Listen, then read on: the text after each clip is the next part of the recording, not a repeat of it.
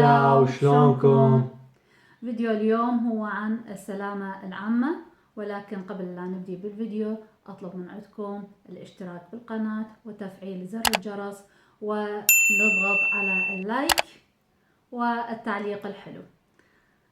أحب أسأل سؤال. نعم. هو شنو الشيء اللي هو بلا طعم ولا لون ولا رائحة؟ الماء مثلا؟ لا، هو المي طبعا صحيح، ولكن اكو شيء ثاني هو همين بلا لون ولا طعم ولا رائحة، وهذا يكون قمة الخطورة، لأنه إذا ما قدرت تحس به فيؤدي إلى الموت. هذا هو عبارة عن احنا نتكلم طبعا عن غاز أول أكسيد الكربون. غاز أول أكسيد الكربون من أخطر الغازات اللي ممكن تتواجد في منزلك. صحيح. وهذا الغاز موجود في كل مواقع الاحتراق، يعني أماكن اللي تجري بها عمليات الاحتراق، اللي مثل السخانات، المطابخ، سيارات، حتى التدخين. كثير من الأمور اللي تتعلق بهذا الغاز اللي هو غاز سام وخطير جدا. وهذا الغاز أيضا ممكن أن يعني يدخل في الجسم ويسري بالدم بصورة سريعة جدا. يعني تقدر تتخيل أنه في خلال 30 ثانية ممكن يصير عند الشخص غثيان، وبضعة دقائق ممكن أن يفقد الحياة. وبالمناسبة هذا الكلام مو من عندنا احنا، هذا الكلام يعني بحالات صايرة واكو حالات وفاة صايرة. وبهولندا هنا راح تصير شغلة انه هذا الجهاز لازم واحد يشتري بهاي السنة من شهر السابع. اكيد انا مرة اتحدث عن هذا الموضوع. طبعا في اوروبا وخصوصا في هولندا، هي طبعا هولندا من ضمن الاتحاد الاوروبي، راح يكون من شهر يوليو اللي هو الشهر السابع اجباري تواجد جهاز استكشاف غاز اول اكسيد الكربون. طبعا هذه الاجهزه مختلفه الماركات. انا اليوم ما اتحدث عن الماركات لان احنا مو بصدد دعايه او اي شيء، احنا نريد بس نسوي توعيه للناس. فاكو عده اجهزه منها تنطي انذار فقط، واجهزه ثانيه اللي هي طبعا تبلغك عن طريق الهاتف، يصير التبليغ عن طريق الهاتف، عن طريق رساله تنبعث لك انه اكو خطر موجود في منزلك.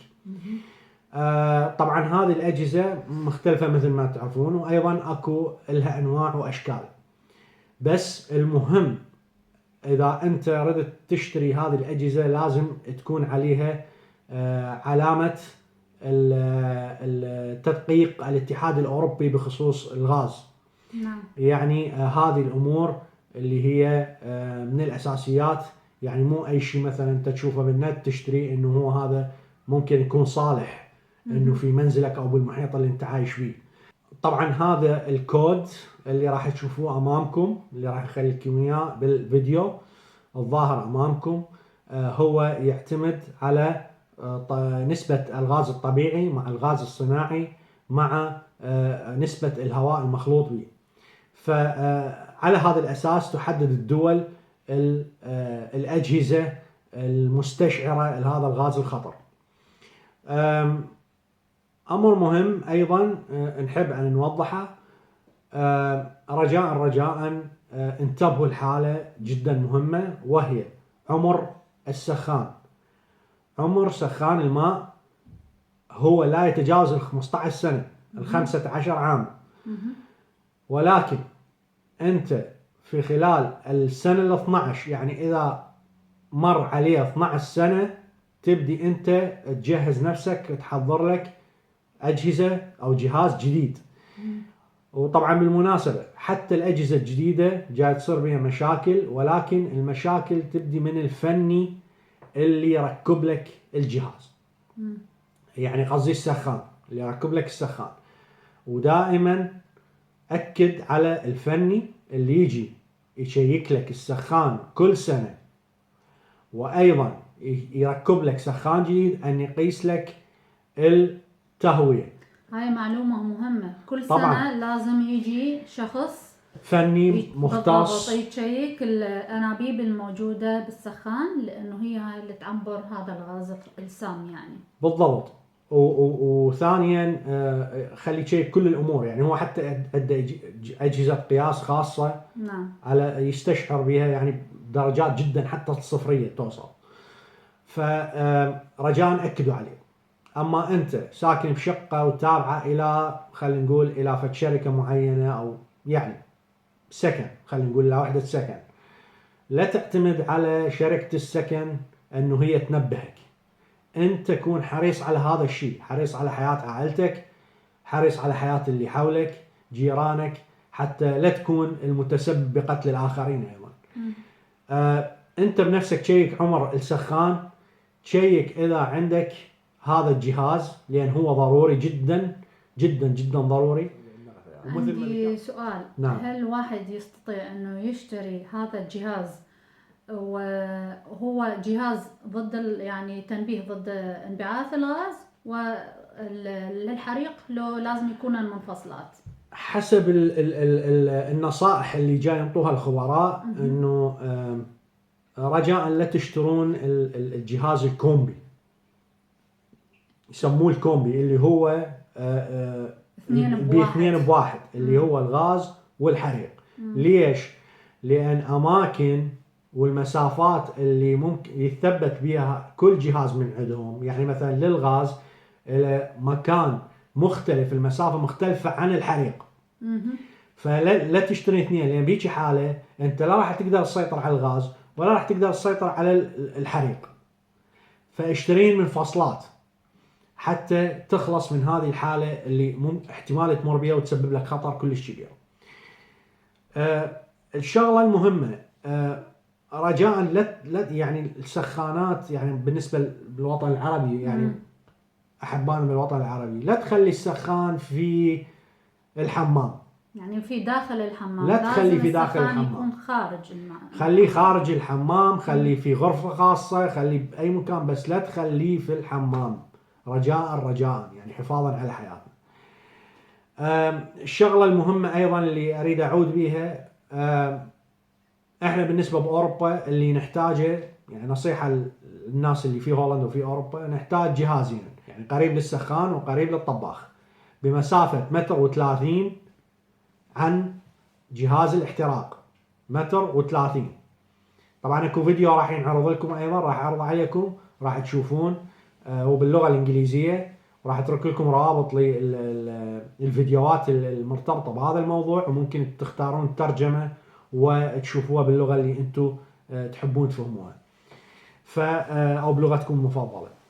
هاي انتبهوا له 1.30 متر، ويكون بالسقف. هو اقل شيء 1.30 متر، اقل شيء، ويكون قريب على السقف، يعني سقف مسطح مو مائل، حتى يستلم الغاز بصوره صحيحه، يستشعر بالغاز بصوره صحيحه.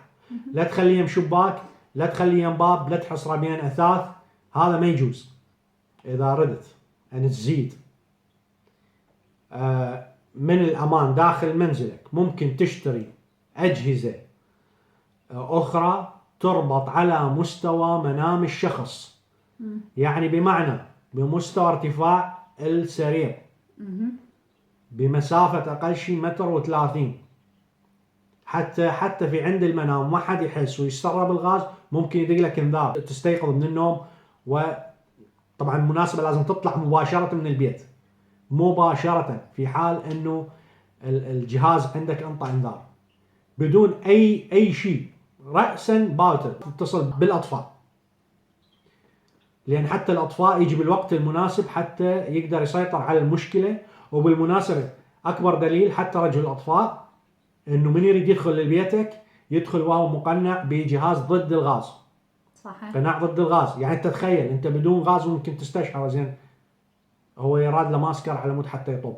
هي معلومات عامة الكل لازم يعرفها، لانه ضروري. يعني هذا اكو غازات تتسرب وتدخل لجسمنا وتدخل بالدم، واحنا طبعا نريد سلامتنا وسلامة اولادنا وسلامة اللي داير ما دايرنا هم. والمناسبة البيت لازم يبقى 3 ايام الشبابيك مفتوحة. نعم. حتى يغير الهواء، لان هو غاز بثقل الهواء، يعني انت تخيل لا تشوفه، لا تحس بطعمه، لا لون، لا رائحة. يعني هو الشخص ما يقدر يشم ريحة الغاز نهائي. هو الغاز ممكن انه يكون موجود في بيته لكن ما تقدر تشمه ولا حتى تحس في بخار او شيء معين. فلذلك يا شباب انا راح اترك لكم ايضا، احنا راح نترك لكم المعلومات بصندوق الوصف، وايضا مثل ما ذكرت لكم انه راح تظهر على الشاشه الارقام، وايضا راح نشوف بنهايه هذا الفيديو ايضا فيديو تعليمي او تعريفي بغاز CO اللي هو اول اكسيد الكربون. في بعض الاحيان استغرب على بعض خرائط المنازل، يعني كيف يصمم بيت او حمام او حتى غرفة غسالات بدون شباك، او يعني حتى تهوية او حتى تهوية ما يأسس. مم. طبعا موضوع التهوية انا راح ارجع له في حلقة ثانية، لان احد المسببات للاختناق ايضا هي التهوية بالمناسبة، حتى نكون واضحين. اكو شغلات مهمة بالديكور ويا النباتات، وتعرفون اذا متابعين القناة تعرفون اني من محبين النباتات، ولكن دائما انصحكم النباتات حلو يكون موجودة بالمنزل، ولكن ما يصير واحد يخليها بغرف النوم، لانه شرحت لكم همين قبل هالمرة وراح تشوفون فيديوهات احنا راح ننزلها حتى تقدرون تشوفونها وتسمعون النصيحة، انه النبات يطرح ثاني اكسيد الكربون، يطرح الغاز المضر لصحتك وياخذ من عندك الاكسجين بفترة الليل. فلذلك بما انه غرف النوم هي للنوم فما يصير نخلي بيها نباتات، واذا واحد حاب شيء اخضر بالغرف النوم واحد يقدر يستخدم النباتات الصناعية. طبعا بالشيء الثاني هو انه الشبابيك لازم تكون مفتوحة صيفا وشتاء، حتى لو كان بالشتاء رجاء لازم تخلون شوية الشبابيك شوية مفتوحة، ما نقدر نقول مفتوحة كلش حتى لا الشخص يبرد بالشتاء، ولكن واحد يقدر يخلي على اقل درجة انه يكون الشباك مفتوح، حتى اذا لا سمح الله كان اكو غاز مسرب بالبيت فما راح يقدر يوصل لجسم الانسان، لانه راح يعبر يطلع لي برا، وبنفس الوقت انت دا تاخذ هواء نقي من الخارج. الشبابيك رجاء اللي يصمم منازل خلي يركز على وضعية الشبابيك وين تكون موجودة، ولازم تكون موجودة بكل مكان. يعني اكو هواية ناس مطابخهم ما بيها شبابيك، وهذا كلش خطر، خصوصا اكو عندنا جهاز يعني هو احتراق، جهاز للاحتراق او اللي هو الطباخ. الشيء الثالث اللي لازم انبهكم عليه الطباخ، هو لازم تنتبهون على النار اللي موجودة. بالضبط. النار لازم تكون زرقاء اللون. صح. اذا كانت بلون ثاني اصفر او مائلة للبرتقالي فمعناها اكو خلل صح. بالانابيب اللي موجودة بالطباخ، فلازم تنتبهون على هاي الحالة. كل ما تفتحون الطباخ لازم تنتبهون على النار مالتها. واذا شفتوا واحدة من يعني خلينا نقول الطباخ باربع عيون، واحدة من هاي العيون مو زرقاء والباقيات زرقاء، هذا همين مضر اذا استخدمتوا العيون الثانية، لانه راح يصير خلل بالعيون الثانية. فلازم دائما تتصلون بشخص يشوف لكم الانابيب ويصلحها لكم.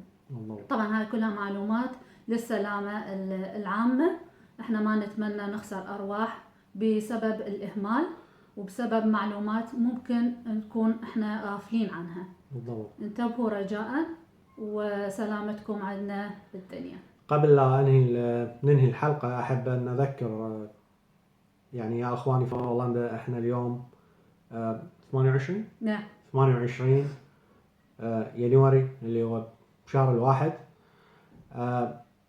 في شهر يوليو شهر 7 راح يكون اجباري.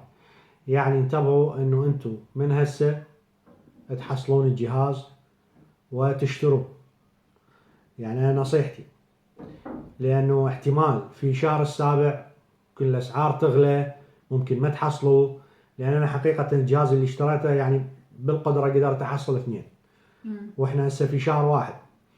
فرجاء يا اخواني انتبهوا، يعني هذا امر مهم، واحنا بحكم المهنية وبحكم سلامتكم ويعني بحكم حبنا لجميع الناس انه احنا ما نريد احد يصيبه ضرر، وبنفس الوقت حياة اطفالنا ثمينة، واللي يروح ما يرجع.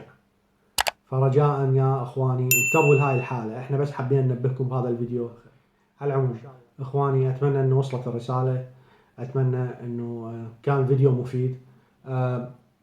حاولوا ترسلوا يعني لأقربائكم للأصدقاء، خلي يستفادون منه، خلي تكون المعلومة عندهم للسلامة العامة. ونشوفكم على خير الأسبوع الجاي. يلا مع السلامة. باي. Carbon monoxide, or CO, can be found in homes, caravans and boats. CO can come from any fuel-burning appliance that is faulty or not properly ventilated. Ideally, a CO alarm should be installed in every room where you have a fuel-burning appliance. These may be the living room, the kitchen, bedrooms, bathrooms, or boiler rooms. You should also install a CO alarm in any rooms where you spend a lot of time, especially bedrooms. If you have a fuel-burning appliance in more than one room and the number of alarms is limited, then rooms with flueless or open flue appliances should take priority. If the appliance is in a room that you don't normally use, for example a boiler room, you should put the alarm just outside the room so that it can be heard more easily. Caravans and boats may have additional CO risks. For example, fumes from nearby vehicles, engines, generators or barbecues could come in through air vents. In caravans and boats, fit a CO alarm in the same room as any fuel-burning appliance. Any sleeping accommodation, which is in a separate room from the fuel-burning appliance, should also have an alarm. Consider the following points when you decide where to put your alarm. In a room with a fuel-burning appliance, fit a ceiling-mounted alarm at least 300 mm from any wall. For a wall-mounted alarm, put it at least 150 mm from the ceiling and higher than any window or door. The alarm should be at a horizontal distance of between 1 metre and 3 metres from the nearest edge of the appliance.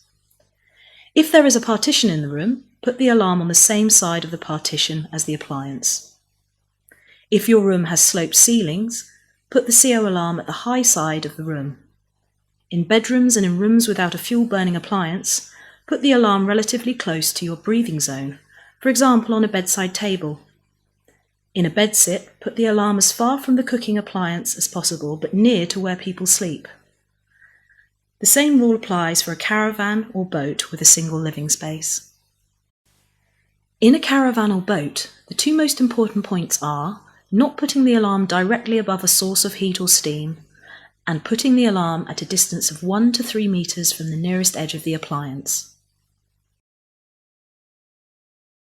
An alarm should not be installed in an enclosed space, for example in a cupboard or behind a curtain, where it can be blocked, for example by furniture, next to a door or window, directly above a sink, close to a cooking appliance, next to an extractor fan or an air vent or other similar ventilation openings, anywhere where the temperature may drop below -10 degrees Celsius or exceed 40 degrees Celsius, where dirt and dust may block the sensor, or in a damp and humid location. Choose a